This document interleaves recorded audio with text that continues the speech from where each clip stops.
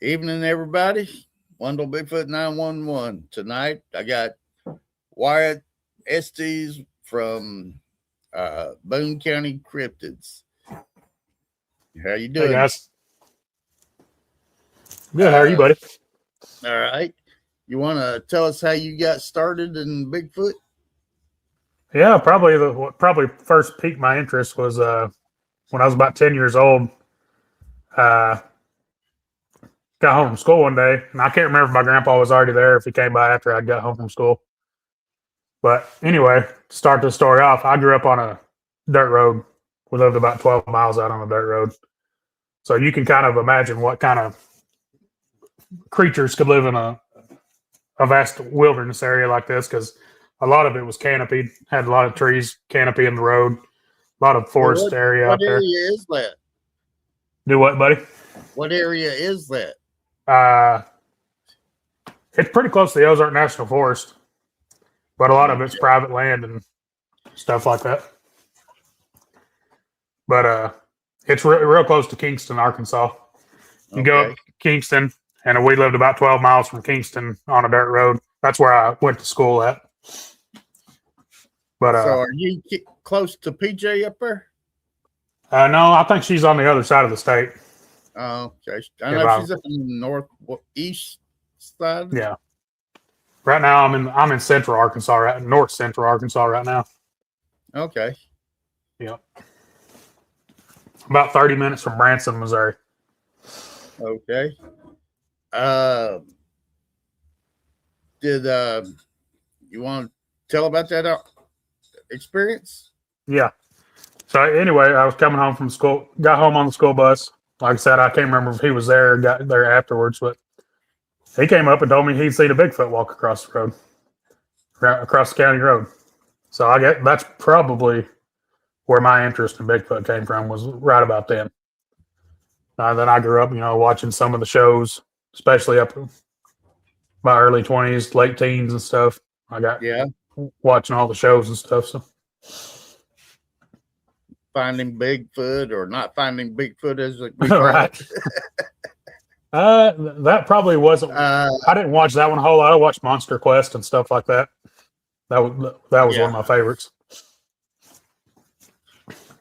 Well, have you seen one yourself? No, I've not fully laid eyes on one. I've seen something walk through the woods.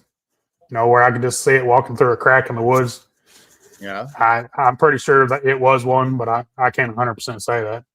I seen the silhouette of a dog man, I believe, one night out on Table Rock Lake. But Yeah. it had a snout on it like a dog. So. Yeah. I've not actually seen one that I could say was definitely one. I've just seen three dark figures that I think was. Right. Me and Gary was sitting at camp one evening and seen one. I seen something go across in my peripheral, and he was looking straight at it. So we went out there on the road, and we found a track, and other folks went down through the woods chasing it. And so, Heck yeah. I'd say that's probably pretty safe to say that's probably what it was. That's cool. now it wasn't no big one. It was maybe a juvenile, Right. because of how tall it was. But yeah, and in the same campground down at the bottom of the hill, I seen something that blocked out two trees, and got down there, and that was over 9 feet tall. One night. Wow. That's something big to block out two trees. Yeah. And Roger was set up across the little road from me, and what's his name? Harley Owens come in and set up his camp behind me. Behind Roger. Right. And while he was setting up his tent, his little girls got to hearing something in the woods, and he went over there and told Roger. They had their light out flashing, trying to see what was down in there. I went over, I didn't see nothing, and my back was hurting, so I went back to my car. When I got to the car, something went in front of Roger's truck, I swore was the silhouette of one Right. in the park. And that was the night that Roger got his orb video that everybody's seen. Yeah, that's a good video. Yep. And that's the same place where Roger got the video with Superfly, and they was asking, was that a wolf? Right. You seen that one? Maybe. Is that the one? Trying to think. I think I may have. Him and Het up there at the end of the campground, the road splits and goes around and makes a circle around, comes back. Yeah. And they was starting down the lower path of the road and got to hearing a howling. And Roger thought that was somebody playing it on his phone to start with or making some kind of sound. And Superfly's wife started taking off, running back down towards camp and where everybody else was. Roger and Heather went up through there, and instead of scaring her, he hollered, "Is that a wolf?" Right. But it wasn't a wolf. Right. Is that the same one that Bama was talking about? Being back out in the field? Or is that a different one? That's a different one. Okay. Maybe I haven't seen it then. But anyhow, back to your experiences. Oh, you're good. I enjoy listening to all of it, man. Yeah. Heck yeah. Yeah. I'd rather listen to other people talk than myself sometimes. Yeah. Me too. That's the reason I do it this way. Exactly. I usually tell them to start, and then I back off and let them go. Hey, we got Neoma Flynn, Roger Holler, Val, and awesome. See. I miss Neoma. Hey, Roger. Hey, everybody Billy, in chat. I can't see chat. Don. Good to see all you guys. You kind of want me to start where my first encounter started, Wendell? Yes. All right. So anyway, we have what we call deer camp. It's an annual thing, and I don't get to go every year, but for a long time I went. But I think the year would be 2021. It had been November of 2021. We go out. It's about 12 miles past Boxley, Arkansas. We call it go up Cave Mountain, and it's about 12 miles out on the dirt road. So anyway, I hunt below what they call a fire tower. And if anybody don't know what that is, which I'm sure most people do, it's just a tower that back in the day, the forest rangers or the people manning the tower would go up to the top and look for smoke coming out of the forest. But my uncle actually manned that tower that I usually hunt below. There used to be a little house and stuff there. Anyway, to get it started, the weird part about the first encounter was this group of guys.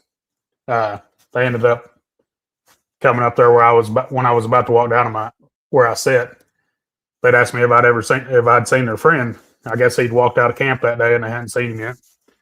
I'm like, no, I hadn't seen him. Of course, I'm 99% sure nothing ever came of that because there weren't any game wardens out there, forest rangers asking if anybody had seen somebody or this, that, and the other. But anyway, I start walking down to where I sit. I just sat beside a tree down there. And I start hearing what I can only describe as wood knocks.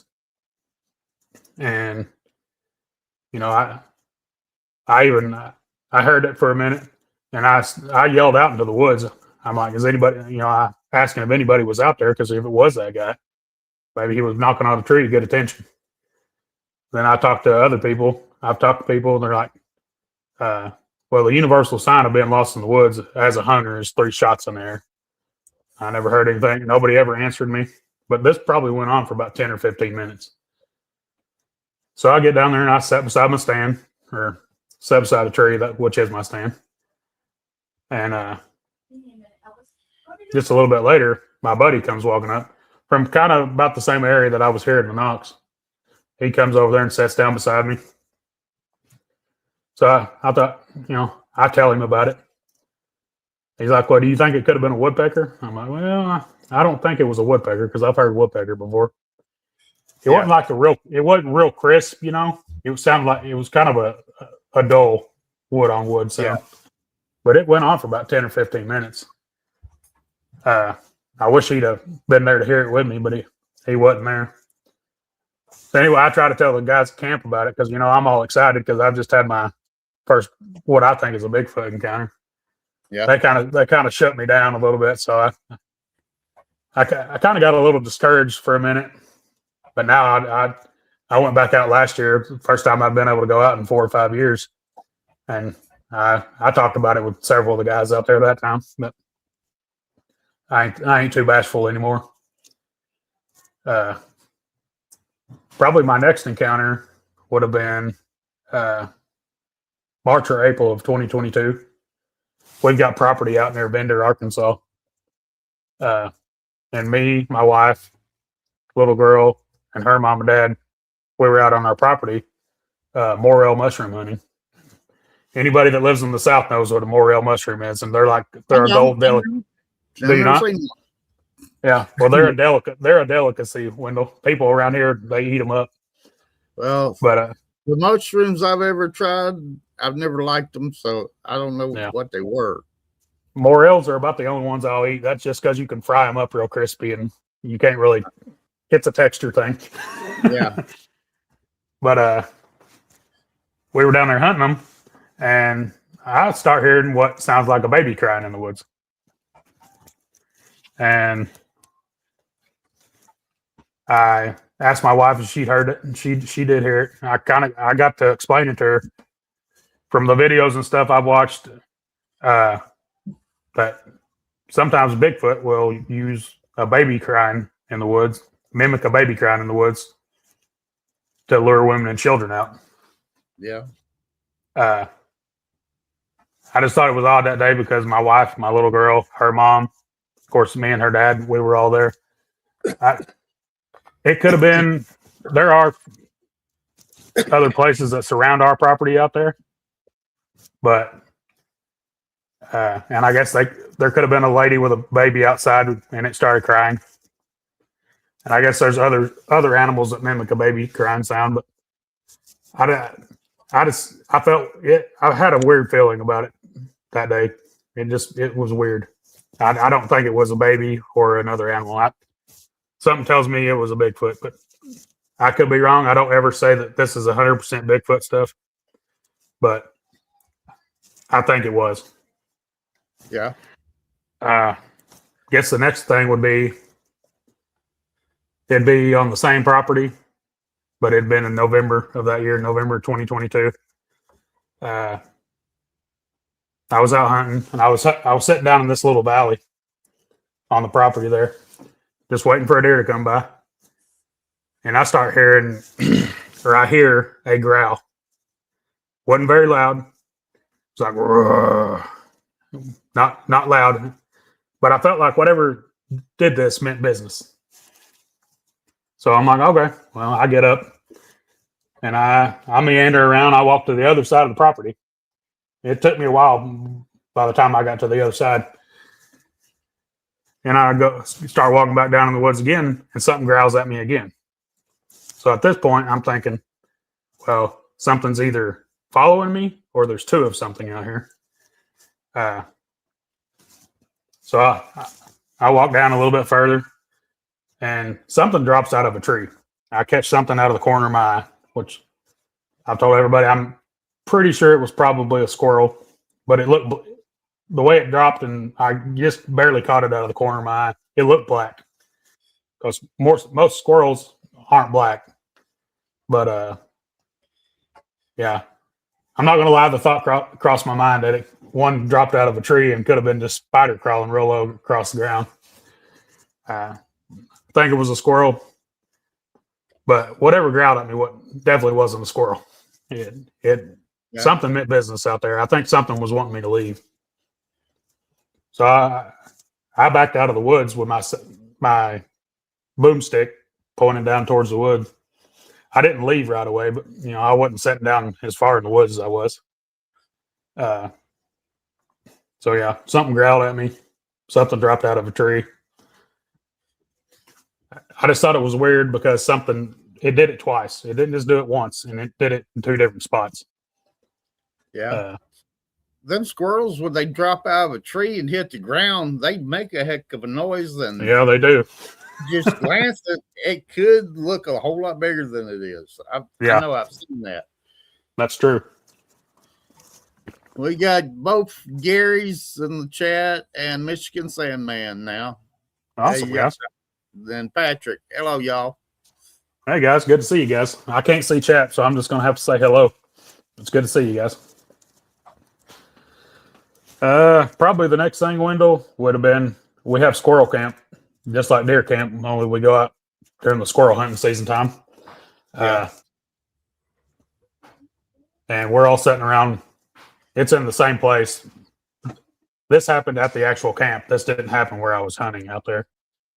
But we're sitting around the fire, and it's time to go to bed. And my buddy's dad, what he does is he brings out like an old style camper. But what they've done with this camper is they gutted the inside of it and put a bunch of bunk beds in there so everybody could sleep. There's bunks on the top and bunks on the bottom, all the way down the camper. He'd also brought out his squirrel dog, and it gets time to go to bed. And we'll get to lay in there about 3:00 in the morning. This dog starts barking, doing kind of like a semicircle around the camp, and I'd woke up, or I was just woke up right when I heard it barking or something, and it kind of piqued my curiosity. I'm like, I wonder why the dog's barking. Just a few seconds later, the doorknob of the camper starts turning. You can hear it wiggling back and forth, hear it jiggling. It takes something with hands to turn the doorknob. Most definitely. Or there was another right. There was another guy in another camper sleeping there as well. I guess it's possible he got out of his camper and just started jiggling the door handle for no reason. But like I've talked to everybody else, why would somebody do that knowing there's a bunch of firearms in the camp? Exactly. I mean, mine was the only one in the camper, but if somebody would have actually tried to get in, they'd have knocked that guy over and went and got their guns. So it wouldn't have been a safe thing. So, but yeah. That one was probably one of the more kind of scary ones. Then I started researching with my buddy Richard. I met him through work where I work at. I was up on his machine one night and we were talking. It's like, you need to come out with me sometime, see if we can hear something or see something. Before we started researching, he actually got hit in the leg with a rock out there. Him and his boy were out there fishing one night, and something hit him. He's like, "Hey, Bubba, you hit me in the leg with your weight. The weight that stays on the fishing line. Yeah. When they cast them, it's like, Dad, my weight's over here." And they looked down in the bottom of the boat, and there was a rock about that big around, and it actually caused him to bleed a little bit. And they've heard stuff with thumbs to throw something like that. It does. And one night, he had one of the people that was working with him. He took him out to the lake one night, and he came back to work. I think it was the next night or maybe after the weekend. I can't remember. But I was up there talking to Richard, and he comes by. He's like, "Well, was that you up in the woods? That was you. That was you up in the woods throwing rocks at us or whistling." No, they were hearing whistles. Every whistle Richard would make, this thing would make too. So, was that you up in the woods whistling at us? I'm like, no. Why would I be up in the woods at 1:00 in the morning on the lake? So, no. Just messing with him. Yeah. Exactly why you would be doing it. After what I've heard and, out there, no, I ain't going to be up in the woods by myself for sure. I guess the first time we went out there, we researched on Table Rock Lake. We just go back into these coves. We troll back in there. And Patrick has a question. Do y'all go out at night in the boat, riding around doing calls and looking? We make some calls, yes. I mean, just like whoops, and we try to knock, but we really don't have a whole lot of good things to knock on out there. But we'll whistle a little bit. Nothing too extravagant, but we do try to get stuff stirred up occasionally. See if we can get something. Any thermal or anything that you can use? Yeah, I got a thermal last year. I've been using it. You found anything with it yet? Not really anything definitive. I get more luck on I also bought a audio recorder. Yeah, it's about this long. I think it's an Olympus. I've caught more stuff on it than I have anything on video. Yeah, but yeah, the first night we went out, I think we heard a wood knock. We were going back into this cove. We got to go pretty slow because there's all sorts of logs and trees that are out there in these coves. So we got to use the trolling motor. We try to use the big motor to go fast. We're going to end up breaking the motor off probably. But anyway, we're coming back out and look over on the bank. I see this white shape above this old log that's laying sideways like this. Something white. And I'm looking at it, and this thing just disappears. It vanishes into thin air. I couldn't tell you what happened to it. Right after that, we hear the crispest wood knock you've ever heard in your life. I mean, it sounded like two Louisville sluggers being knocked together. Yeah. Heard that. Then we had a little bit of eye shine, I think, that night. Went back out another time. I've got all this stuff written down, so my dates and stuff are probably not going to be accurate. We've been out several times. Next time we went out, I think we were coming back out, and Richard does this little whoop, like a baby Bigfoot would. Yeah. And something busts the brush right off to our left. I mean, like right after he did this, it busts the brush, and you should have been able to look right over there with your light and see something going up the woods. Look up there, you can't see anything. No. That's the frustrating part about most. That's the frustrating part. You can hear all this stuff, and you should be able to just look and see it. And no.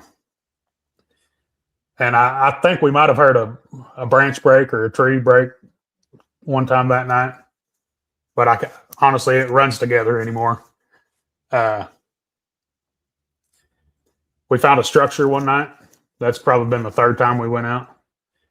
Hey, Cole, Kevin and Sandra and Roger Blair, how y'all doing this evening? Hey, guys. Don. Hey, Don. How you doing, brother? Okay, go ahead. You're good, buddy. I haven't said hello to you yet. One night we found a structure. We've actually found a structure 2 different times, but I'm talking about the first one. We're coming back out, and I think I see something out of the corner of my eye. Something catches my eye. So I turn the light over there, and there's this teepee-looking structure sitting here on the bank of the lake. Of course, I've talked to people. It could have been a man-made structure, but there was some weird stuff going on there. We get out and look around. If you've seen any structures or upside-down trees or anything. I haven't seen any upside-down trees. I've seen tree bows in a different place. But this just looked like a little teepee structure. It had some rope intertwined in it, and there was like some big, I don't know what kind of bricks you'd call them, but there were some big bricks laying outside. I took a picture of this, but it didn't turn out good, so I don't hardly ever share it. But there was like an indentation in the ground, or a round area that looked like where something could have stepped. That was pretty heavy. You couldn't make out anything on it. There's a bunch of little clams and stuff. talking to people, yes, it could be man-made. And I was talking to other people, well, these things have hands, so they could easily twist rope and stuff like that, or move bricks. Yeah, I've heard of them actually braiding horses' hairs. I've heard that too, yeah. I didn't really get to see this, but Richard, my research partner, there's a stick in the back of this structure, and you could see it if I had the picture, but it's in the very back, and there's a stick laying across like this.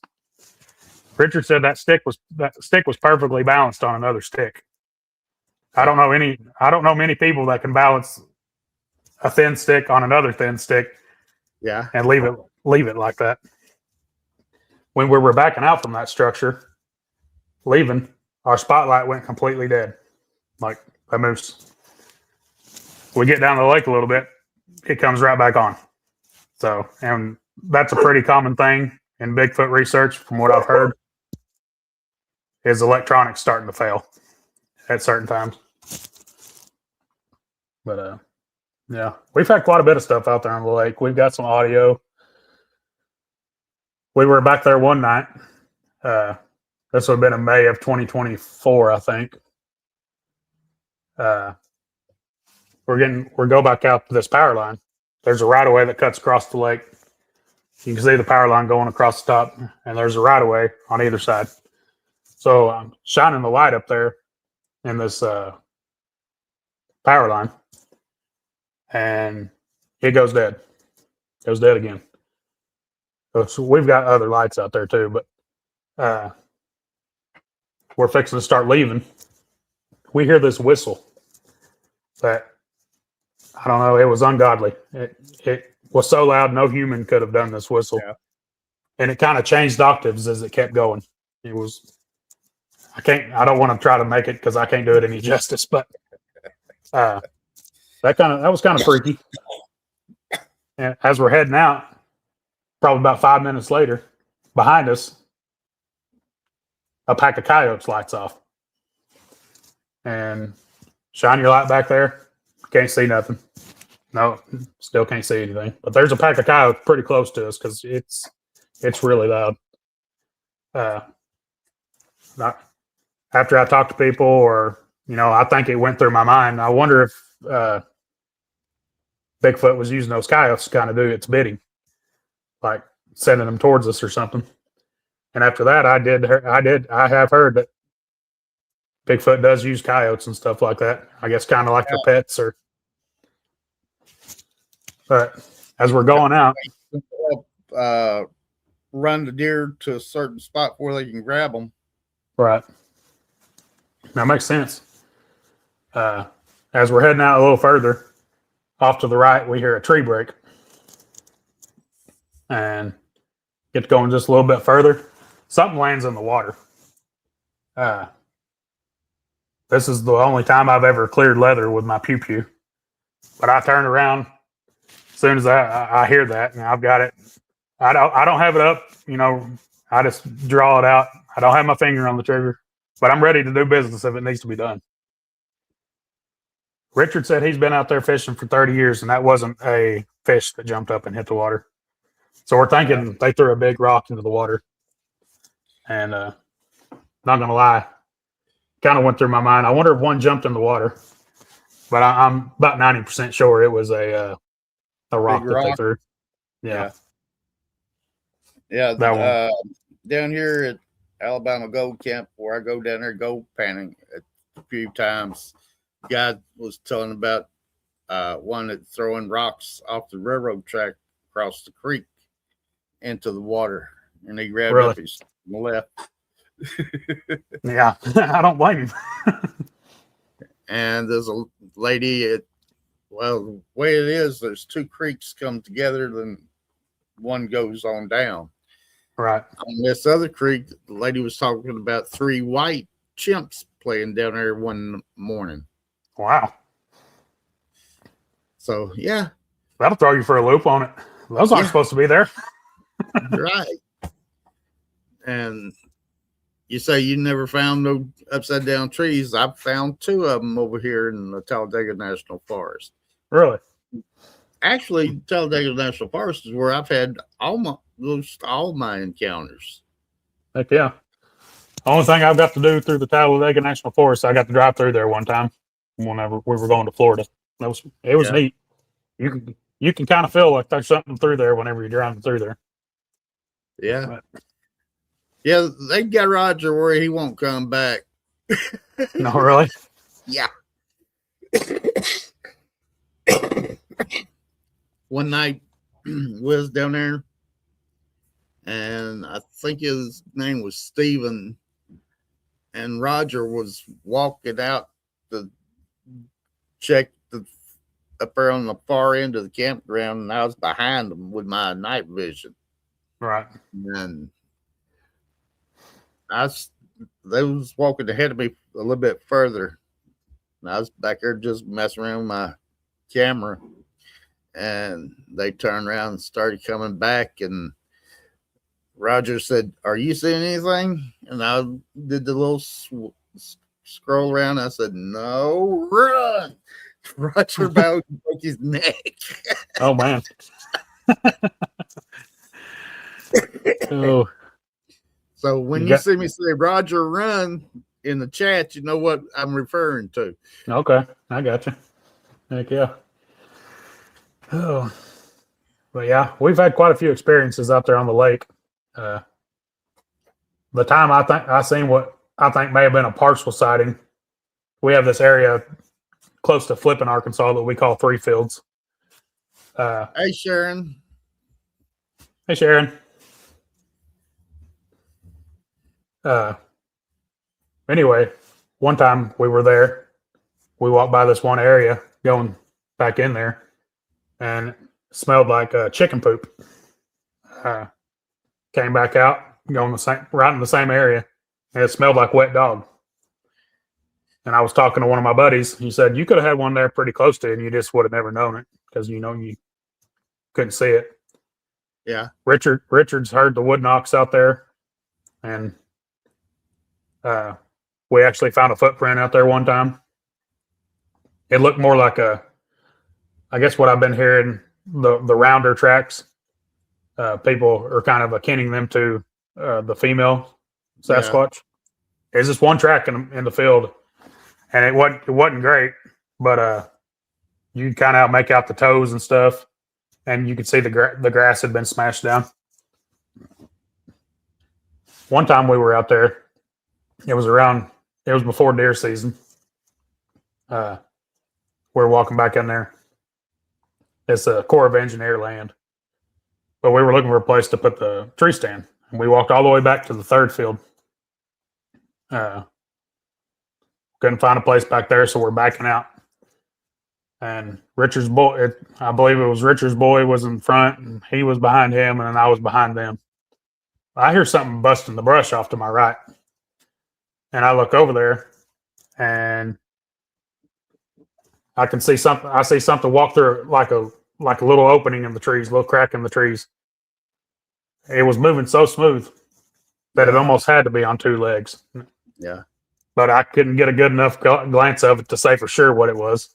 But I think it was a partial sighting of a Bigfoot because it was just it was smooth as butter. Yeah. So I think that was my partial sighting. Well, tell me about this dog man you think you've seen the silhouette of. Okay. This was after I'm sure you've heard on DA's show about the Combs Ferry expedition we went on, but this was after that. We're back out into one of our normal coves. Going back in there, we start hearing some owls, and these owls didn't have trills on them, which I've heard Kumbo say if they don't have the trills on them, it could possibly be a booger. Yeah. I went back and listened to it because I started recording with just my phone at that time. That's all I had. Went back and listened to it. I couldn't hear a trill. But anyway, we back out of there and we go back into the cove that we found the structure in. And we're going through there, and I'm looking off to the left-hand side.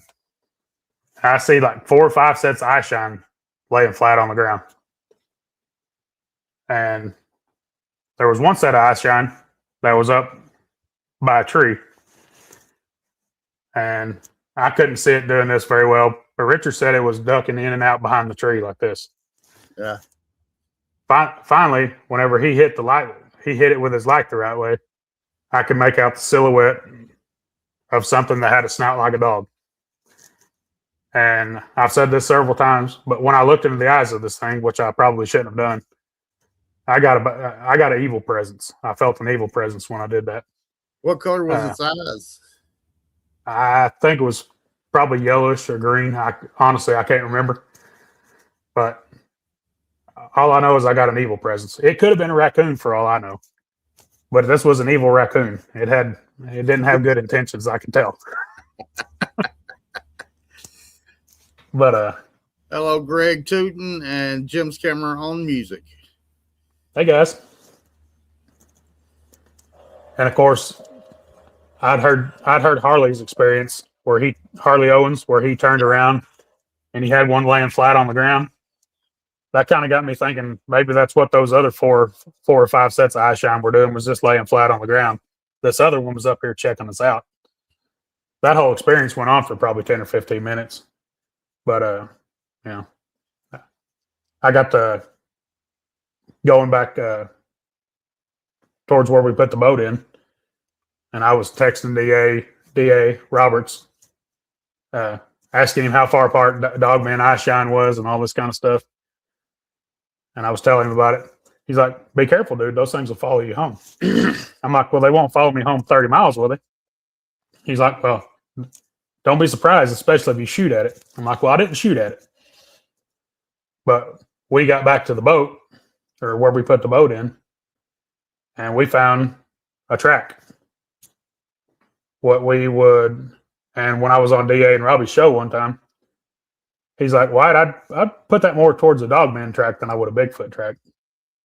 You didn't have to tell me that, Robbie. But it was weird. After we did the Combs Ferry expedition, and I can come back on and tell that another time if you want me to. But after we did the Combs Ferry expedition, we found what looked like Bigfoot track. I've got pictures of it. Hey guys. But in right there on the bank of the lake where we put the boat in at the boat ramp. And then when we had this Dogman encounter, or what I believe it was a Dogman encounter, we found a track that similar to a Dogman track. But we found several. Expedition with DA, and when they found the fish in the tree and the deer leg. I was, yeah. That's an odd situation right there.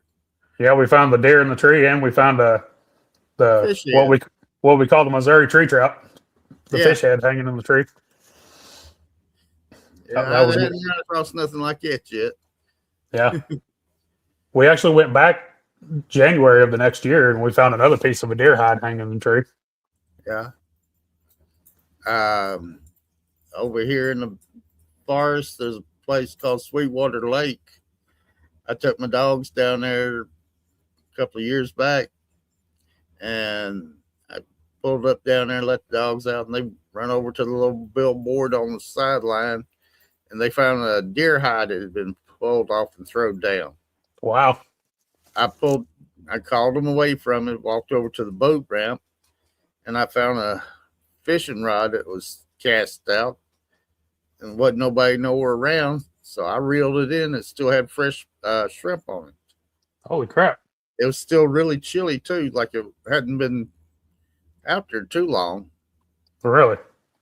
But there wasn't nobody there. So I'm wondering if they were sitting there fishing when they seen whatever was put that hide down. They just dropped the rod and reel and grabbed their tackle box and chair and hauled butt. Look at the time. Yeah. Or this too. Something could have threw that deer hide down there by them where they seen it, and then they beat feet. Yeah. Kind of like a warning. I was over there cruising the roads one day, and I just pulled over on the side of the road not at no particular spot, just on a high ridge. And I stepped out of the car and I went whoop, and all of a sudden, as soon as I did that, there's a tree come crashing down. Oh crap! I tried to get more sounds and what have you, didn't get nothing, so I went on from there. And I was down at Lake Chinnaby, and I found a 13-inch track that was 7 inches wide. It's about right behind the toes, but the heel was only like 4 inches wide. I don't know what that was. That sounds like probably a juvenile or a small female. It was something that maybe they just got a different foot pattern. I don't know. Yeah. Because all the ones that I've seen other than that have been the big track with the wide all the way down. But that one, like I say, had the wide toes, then it come down into about a 4-inch wide heel. I mean, a 7-inch wide at the top is a pretty good sized foot. So that sounds like it probably was a Bigfoot track to me, but I'm no expert though. Yeah. So, you seen any orbs? No, but I think I may have one on video. I'll go into this encounter and then I'll get to that part. So anyway, we're out to one of our normal coves, and this time it is like completely dead silent at where we're at. You could have heard a mouse fart. But at the time, on this boat that Richard had at the time, he had running lights that went across the outside edge of his boat. And normally when we would turn these on is when we would start getting activity. So he asked me, you want to turn these on and said we start getting something? And we did. About 5 minutes after that, we're trolling down towards that same power line where we heard the whistle. And off to the side, on the bank, you can hear something. Sounds like it's walking on 2 legs. Headed straight toward that power line. It's basically following us as we're heading down the power line. I'm like, all right, we're going to get to see this thing cross the power line. It's finally going to happen. We get to where the power line right away starts, and this thing just stops walking. I mean, it just stops. Yeah. So that kind of depressing. We turn around and start going back the other way. Hey, Ashes. Hey, Ashes. Good to see you, buddy. Start going back the other way. And the thing starts walking back the other way with us. So this definitely takes something with brain power to know not to walk out and then start following you back the other way. Yeah. So that we get going back out there. And I got to thinking, we need to see some eye shine or something. And I kid you not, I say 5 minutes later a lot, but this is usually when it starts happening. We start scanning this area of trees, and we see 3 sets of eye shine in the trees. When we get closer to the bank, they would head up. When we get farther away from the bank, they'd come back down. And something during that time broke a branch or stepped on a branch and cracked it. I actually got that on video, and I took that video and I kind of lightened it up and brightened it up where you could see stuff in it, and I slowed it down real fast or real slow. Yeah. And when you're watching, if you zoom in, one of the sets of eye shine looks like it turns its head. And I'll be honest, it kind of looks like a raccoon at the beginning, but I got the going back and forth like this with my little thing on my phone, going real slow, seeing what it was. But the part that looks like a raccoon is actually the back of whatever this is. So something was turning its head or body or whatever it was. And then you go a little bit further in the video, and I've got this on one of my videos on my channel. But you go a little bit further, you'll see a flash of light. I don't know what that was, but if you go real slow, it's a flash. And then there's another set of eyes up there. It looks like it ducks down. Looks like a dome-shaped head, ducks down. Then you go a little bit further, and you can see the two sets at the same time. You can kind of make out something on those.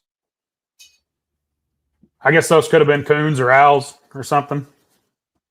But if it was a coons or owls, there was a 300-pound one at the down below because something broke a branch there. So anyway, we start going out a little bit further, and we start hearing owl sounds. We hear this one owl, and we'll hear another one over here, and then a third. They start going into weird sounds of owls. They start going to where they're not really sounding like owls. Go a little bit further. Then we start hearing what sounds like, and Richard always says, go to a zoo and listen to the monkeys chattering. Yeah. It sounded like a bunch of monkeys in the zoo, which I talked to Spencer, and I haven't had this video analyzed, but owls can make a caterwauling sound. And it does sound just about like what we heard. The more and more I listen to that video, it doesn't sound like it's coming from a primate to me. Or it sounds like it's coming from a primate. It doesn't sound like it's coming from an owl. In that same video, if you listen to it real close, you'll hear 3 distinct clacks.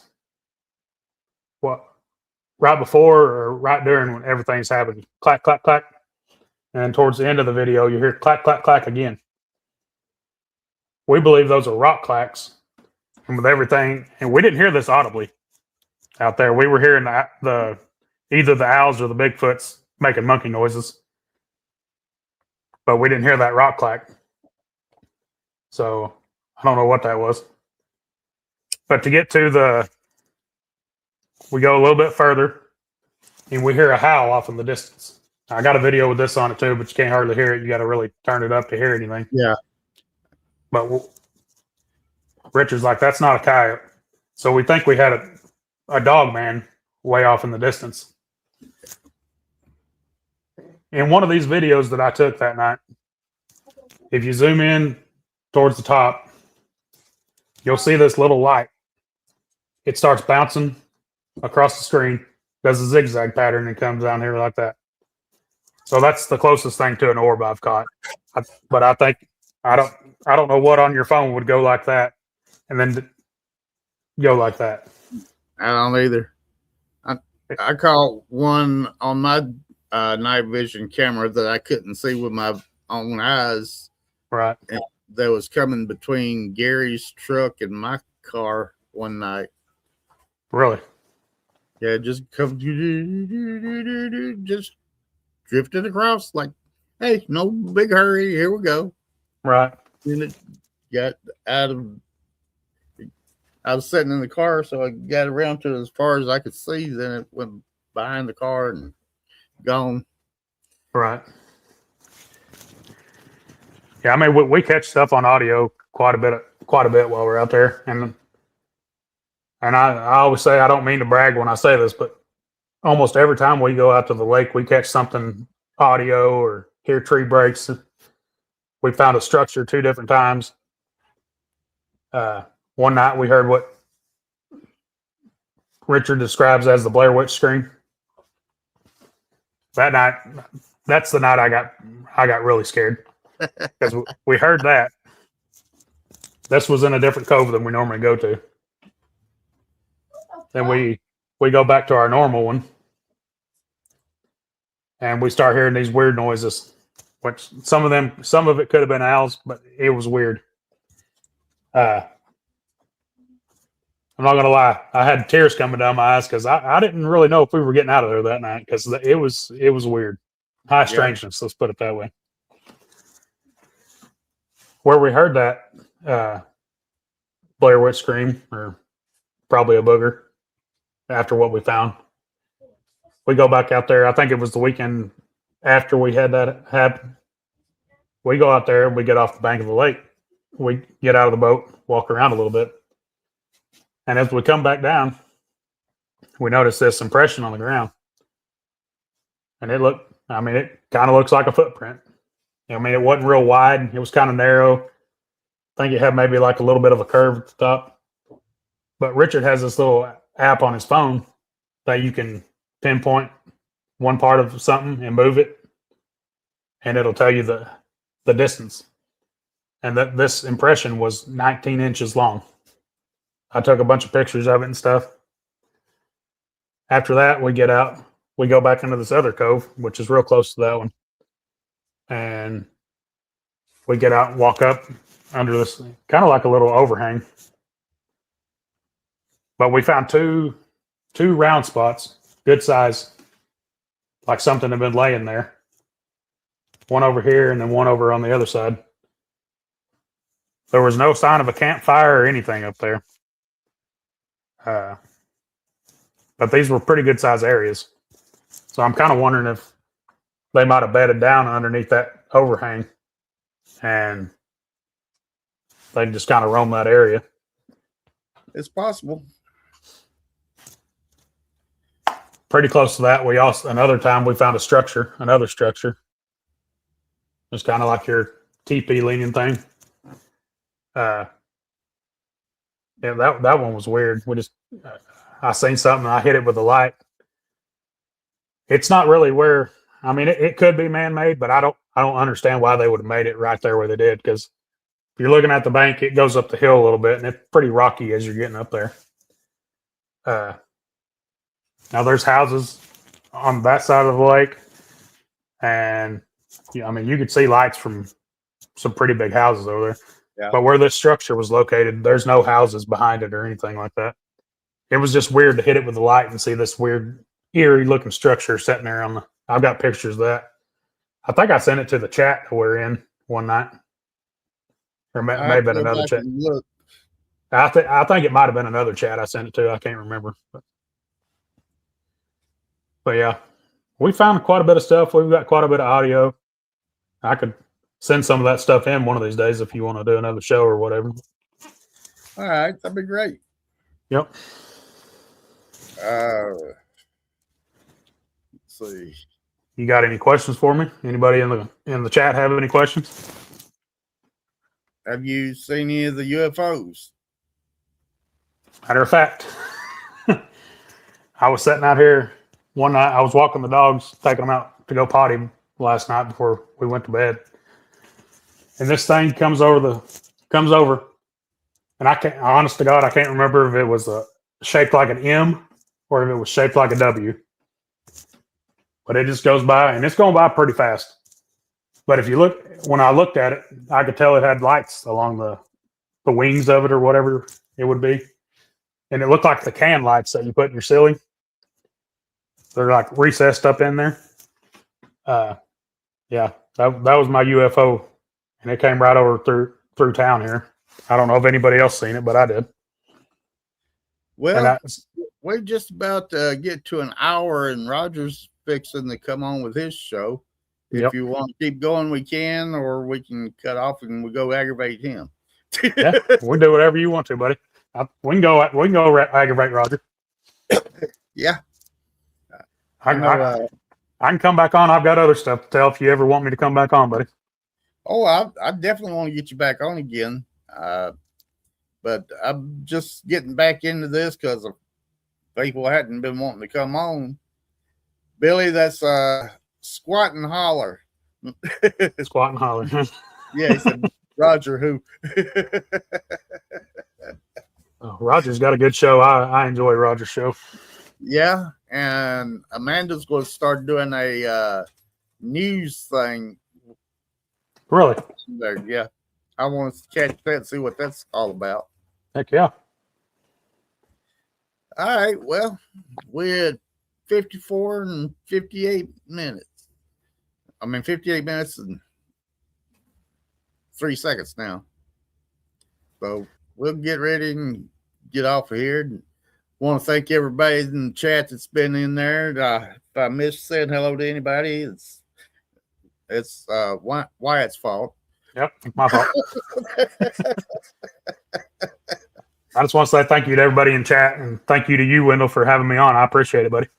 I'm glad that you decided to come on with me. I've really enjoyed it. Oh yeah, I've enjoyed it too, man. I always enjoy talking to my friends. And I'll see you later on in one of the evening chats that we have. And Gary, you Sounds need like to come on. I mean, Billy, you need to come on here one day with me. Brother Billy. Everybody'd love to see you on here. You've had some really awesome guests on here, Wendell. I'm proud of you, dude. You've had a bunch of good guests on here. I try. Oh yeah. And I try to get some different folks, not all Bigfoot. Right. Gold panning, country music.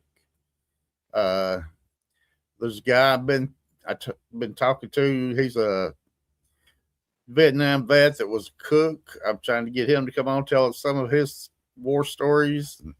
Heck yeah, that'll be cool. But so far, he's not responded to me again.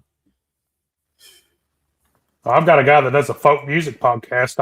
I could talk to him and see if he wants to come on. If you want to talk about folk music and stuff like that. Folk music. Who is it? His name's Franklin. I'll send you his information. Okay. You've had my buddy Ashes on here. You had him on here recently. Have you ever heard of the Louvren brothers? I don't think I have. Those are gospel country singers, bluegrass type. Yeah. And their names was Charlie and Ira Louvren. They were the sons of J.D. Loudermilk, the songwriter. Okay. I'm friends with Ira's son and two daughter, and I'm friends with Charlie's son as well. Cool. I've had Catholic on there. Really? And I haven't had the other two on yet. Heck yeah. Well, like I said, you've had some great guests. You've got a good show, bud. I try to mix it up and get people that other folks might be interested in it, not just the Bigfoot. Right. Yeah.